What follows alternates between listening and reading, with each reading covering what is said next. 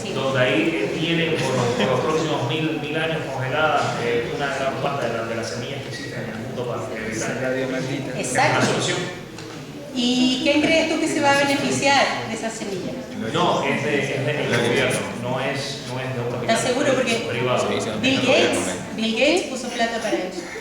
Hay capitales privados involucrados también. No sé qué va a pasar, yo no confío, yo tengo una tendencia a desconfiar. Yo pienso, es que mira, eso también es un síntoma de nuestros tiempos. Esta parte es importante, chicos. Es un síntoma de nuestros tiempos porque nosotros continuamos entregando el poder, porque decimos, no importa, si a mí me están cuidando, el gobierno tiene las semillas metidas en un búnker en el Ártico, entonces yo no tengo que guardar semillas. No entreguen ese poder, las semillas son de nosotros, las cosas las tenemos que hacer nosotros. No les digo que no confíen en los gobiernos, tenemos que confiar en los gobiernos en la medida que nosotros les vamos a exigir cosas, porque les estamos entregando nuestra sangre y nuestra vida también con nuestro trabajo, ¿verdad? Tenemos todo el derecho de exigir, pero al mismo tiempo no tenemos que ser flojos. La libertad se conquista, ese es el moto de mi universidad en Chile, en Valdivia, es la libertad se conquista, no hay nunca que bajar los brazos, no hay nunca que entregarle ni siquiera al novio, chicas, el poder sobre nuestras vidas. Nosotros nomás somos responsables. El señor Jorge Valles tiene una pregunta.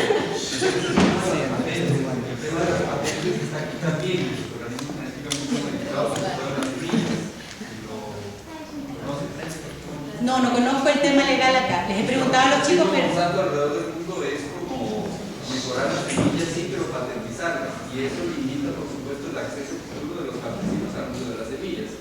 Y se ha dado en Estados Unidos, sobre todo, y en lugares en donde los cultivos son extensos, que este campesino usa la semilla patentizada, este no. Y ustedes saben que la mezcla ahí es difícil de controlar en un campo, ya cuando los productores van bien. Monsanto ha demandado a los campesinos que no lo utilizan, les recoge la cosecha y sobre eso les cobra multas por haber usado la semilla genéticamente modificada, cosa que nunca ocurrió. Es decir, detrás de eso también está el interés económico, por supuesto, de lucrar a partir de recursos que históricamente son de los campesinos. Claro. Y acá no han entrado, pero están en México, están en Centroamérica, están en Brasil, están en Argentina, o sea, y están en Chile también, creo. ¿Cuánto tiempo falta para que lleguen aquí? ¿Por vía comercial o por otros medios? Bueno, para eso necesitamos una población ecuatoriana educada, ¿verdad? Una población ecuatoriana educada, responsable y que conozca objetivamente cómo funciona esta técnica, cómo funcionan los transgénicos. Porque ¿qué pasa? Entre la gente que está contra los transgénicos hay mucha ignorancia, hay mucho miedos infundados, hay mucha histeria colectiva, entonces es muy fácil derrotarlos porque no tienen la información, y la información es poder. Entonces llega un científico y les da un argumento complicado, les dice 3 palabras difíciles y no puede existir una comunicación. Pero ustedes sí, porque ustedes van a estudiar cómo se hacen, ustedes van a saber exactamente los riesgos y los beneficios y ustedes van a ir y van a argumentar con argumentos sólidos. Y a un argumento sólido no le pueden ganar, o sí pueden, pero por fuerza. Que eso también lo hemos visto en Sudamérica, pero no vamos a hablar de eso. Sí, hay una pregunta ahí atrás. ¿Cuánto dura una semilla cuidada? Mira, las semillas cuando tú ¿cómo se llama? Las limpias, las secas, y duran más o menos 2 o 3 años, si las guardas en un lugar fresco y seco. ¿Perdón? ¿Sí, Jorge? 8.000 años. Los egipcios guardaron semillas en miel a partir de 8.000 años y se lograron estudiar y recuperar ahora. Sí, pero lo que yo sé de la gente que trabaja rescatando semillas es que ellos cada 2 o 3 años las replantan para no correr el riesgo, porque los egipcios guardaron semillas, pero nosotros no queremos correr el riesgo de que ninguna se pierda. Y en ese caso lo que dicen los que saben, yo no sé, es que cada 2 o 3 años es bueno resembrarlas, amplificarlas, compartirlas y volverlas a guardar. Y eso te mantiene como en un ciclo de siempre estar plantando cosas distintas también. Yo tengo una pregunta. ¿Qué es cierto de la historia de la semilla del banano? No la he escuchado. O sea, es que ya no tiene el banano semilla. O sea, se cree que antes sí tenía y no se podía comer. ¿De guineo o de qué hablamos? De guineo. No sé. sabía. No. O sea, se dice que antes tenía semillas, pero que parece que alteraron la genética para que ya no haya semillas y se pueda comer. Ah, claro, es que tú puedes hacer un híbrido y los híbridos no tienen semillas porque los híbridos son infértiles. Porque es como la mula con el, ¿cómo se llama? El burro con el caballo. Pueden tener la mula, pero la mula no tiene semillas, la mula no tiene gametos, porque el número de cromosomas del caballo y del burro son distintos. Y entonces al hacer los gametos no se logran poner de acuerdo y no se pueden producir gametos fértiles. Las frutas que no tienen semillas son lo mismo. Son híbridos de dos especies distintas que no logran generar gametos. Entonces eso sí puede ser. Y así como se producen las sandías sin semillas, las naranjas sin semillas, etcétera, etcétera. Ya, chicos. Entonces al final los dejo con la responsabilidad.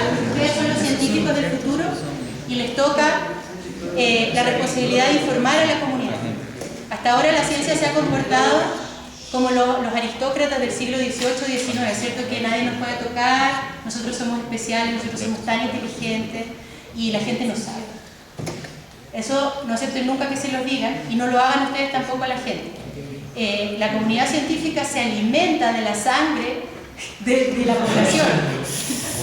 Porque tenemos, mira, a ver, ustedes han visto, a mí me duele porque yo cuando voy en un bus, yo veo gente trabajando a pleno sol, martillando la tierra, transpirando, ¿cierto?, a sol o a sombra, de día o de noche, y yo pienso que yo vivo en mi oficina, tranquila con mi computador, trabajando en el laboratorio, tomando café, conversando con mis amigos, riéndome, haciendo bromas. Yo lo encuentro injusto. Ya, ahora yo tampoco quiero ir a trabajar al sol, entonces he dejado las cosas como están por el momento. Pero tenemos una responsabilidad con la vida cómoda que llevamos.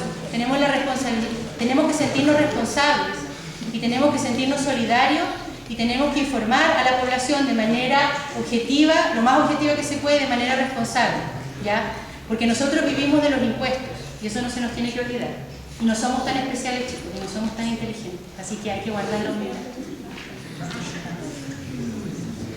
Ya, ahora los clones, a menos que alguien tenga otro comentario sobre los transgénicos. Ya, los clones tengo 3 diapositivas y es súper fácil. Un clon es un individuo genéticamente idéntico o una población de células que son genéticamente idénticas. Entonces, se puede hacer en animales, se puede hacer en humanos. En plantas es muy común, porque ustedes cuando toman una patilla de una planta, la plantan en la tierra, crece un árbol nuevo y eso es un clon. ¿Ya? Cuando en la barriga de la mamá se forman gemelos homocigóticos, esa mamá está haciendo clonamiento humano, sin saber. Porque así es como se hace el clonamiento. Normalmente, durante la fertilización, ¿cierto?, llega el espermio, se junta con el óvulo y generan una célula que se va a dividir. Se va a dividir una vez, se va a dividir otra vez, se va a dividir otra vez. Entonces, la primera vez que esa célula se divide, una de las células se va a convertir en placenta y la otra se va a convertir en feto. Pero en los casos de los gemelos homocigóticos, las 2 células se convierten en feto y dan origen cada uno a su placenta. Eso es un clon. Es genéticamente idéntico. Ustedes le hacen un perfil de ADN como el que vimos, van a tener los mismos marcadores. Exacto. ¿Ya? Ahora hay que separar la discusión entre el clonamiento terapéutico y el clonamiento reproductivo. El clonamiento terapéutico es producir un embrión, digamos un embrión humano, y cuando está en la etapa de 8 células, separar las células y cada una de ellas puede dar origen a células madre que sirvan para reparar una condición médica, para reparar una leucemia, un no sé qué, un órgano que falta, para producir piel, para reparar tejidos, etcétera, etcétera. ¿Ya? Clonamiento reproductivo es decir, a mí se me murió un hijo, yo quiero tener otra vez el mismo hijo y entonces voy a sacarle células de su cadáver y voy a generar otro ser humano a partir de esas células. ¿Qué es lo que le pasó a una señora con su gato en Estados Unidos? Pero les voy a contar una historia para que vean que no todo es genético. Había una señora en Estados Unidos que tenía un gato muy querido y ella quería a su gato y el gato se murió.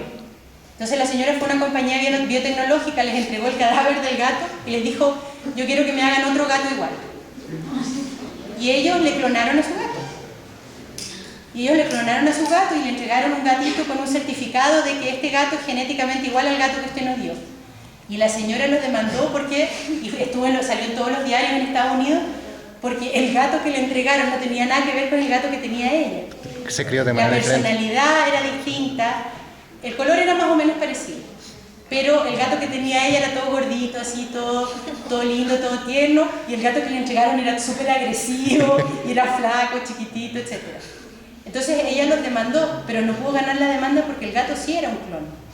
Lo que pasa es que, como les digo yo, el genoma no es todo, porque ese gato nuevo se crió en un ambiente distinto, comió comida distinta, vio personas distintas. Los científicos a lo mejor nunca le hicieron cariño cuando estaba chiquitito.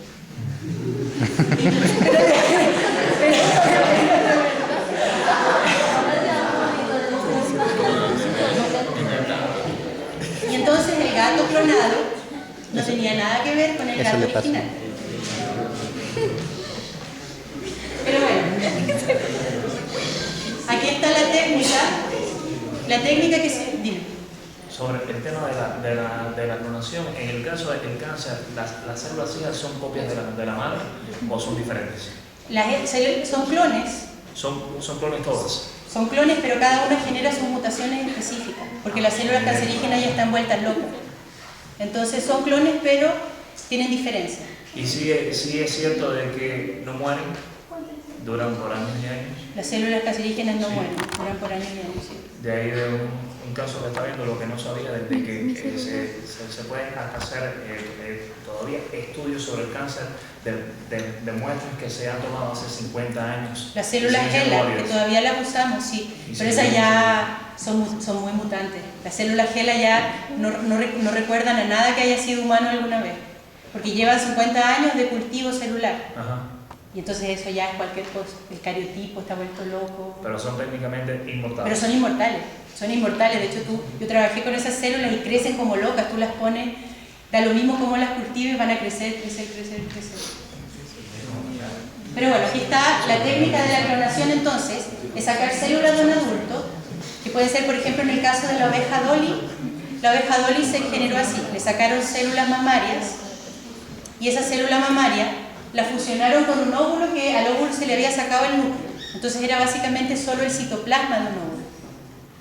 Y se fusionaron y se creó un embrión y ese embrión se puso en una mamá sustituta y al final se generó un animal clonado. Ahora eso se dice fácil, pero el porcentaje de éxito de la clonación es más o menos un 1%. Muy bajo. Y además, la oveja Dolly, porque las células tienen una memoria, las células recuerdan cuánto han vivido, ¿ya? Cada vez que sus células hacen mitosis, los cromosomas quedan un poquito más cortos cada vez. Y entonces, por esa razón nosotros no vivimos para siempre. Ustedes no se habían preguntado por qué no vivimos para siempre. Porque el comportamiento de los telómeros. Era como los telómeros, sacar claro, hay copias. unos pedacitos al final del cromosoma que a la polimerasa le cuesta copiar y entonces cada vez van quedando más cortitos. Entonces ustedes clonan células de un adulto, van a hacer un embrión, pero ese embrión es como un embrión que tiene memoria de un viejo. Y por eso Dolly no vivió tanto tiempo, porque las células de Dolly ya se sentían viejas, tenían los telómeros cortitos y entonces Dolly estaba enferma, tenía artrosis, etcétera, muy temprano y sufrió bastante en su vida. O sea, murió de vejez. Se murió, no me acuerdo que se murió Dolly. Wow. Preguntas sobre los clones. Ya, entonces los clones en humanos... ¿Solo se pueden sacar células de adultos? No, se pueden sacar células embrionarias también. Y en ese caso es más fácil clonar, porque las células embrionarias tienen menos marcas. Entonces, es como partir de una hoja nueva, claro. Ya chicos, entonces el dilema moral de la clonación.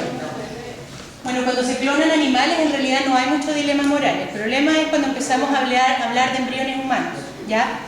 Y eso ahí depende mucho de la cultura en la que estemos y en el país y la legislación vigente y todo eso. Principalmente el problema moral de trabajar con clones va a ser si yo considero que un embrión es una persona o yo no considero que un embrión es una persona. Ahí se pone el límite. Entonces hay ciertos países en los que se considera que una persona es persona cuando nace. Y antes de eso La cosa está libre, entonces se pueden generar embriones y se puede trabajar con embriones humanos. Hay otros países donde está estrictamente prohibido porque se considera que un embrión es una persona desde el momento en que era una sola célula y que no se puede trabajar con eso. ¿Ya? Ahí en realidad depende de ustedes también, porque si ustedes tienen una convicción, no pueden dejar que nadie les diga tú tienes que trabajar con embriones porque yo te lo digo y eres una científica y qué sé yo y es tu carrera. Si ustedes consideran que algo los supera, no tienen que hacerlo. ¿Ya? Ahora, yo, por ejemplo, considero que una persona es persona cuando nace, pero eso es simplemente mi opinión. Y no le voy a imponer esa opinión a nadie. Ustedes tienen el derecho de generar cada uno su propia opinión. Pero, por ejemplo, yo les voy a contar esta historia, no tiene nada que ver con embriones, pero tiene que ver con el hecho de que yo en un laboratorio me negué, eso fue hace un par de años, estaban matando ratones. Y yo no sé por qué razón, yo había decidido que yo no iba a matar ratones. Era una decisión personal, en realidad no tiene ninguna, ¿cómo se llama? No tiene ninguna gran moral por detrás ni nada. Era una decisión que yo había tomado, llamémosle una decisión arbitraria. Entonces estaba matando ratones y mi jefe me intentó obligar a matar un ratón. Y yo le dije, no. Y me dijo, pero ¿cómo? Es una vergüenza que tú, siendo una científica adulta, no seas capaz de hacer un trabajo tan simple y todo. Yo le dije, no. Y me decía, tienes que matarlo. Y estaba la técnica y la técnica le decía, déjala tranquila. Y yo así, no. No, lo tienes que hacer porque tienes que ser fuerte. Y yo no. Y no lo maté. Pero él después estaba súper enojado y me dijo, eres una vergüenza.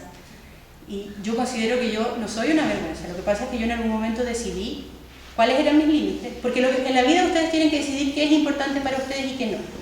Y una vez que deciden, trazan sus líneas y no hay nadie que tenga el derecho de traspasar esas líneas. Por lo menos en mi caso. Nadie me puede hacer una cosa que yo no quiero hacer. Eso. Así que la decisión es la de ustedes. Lo que ustedes hagan, lo que ustedes experimenten, es una decisión personal.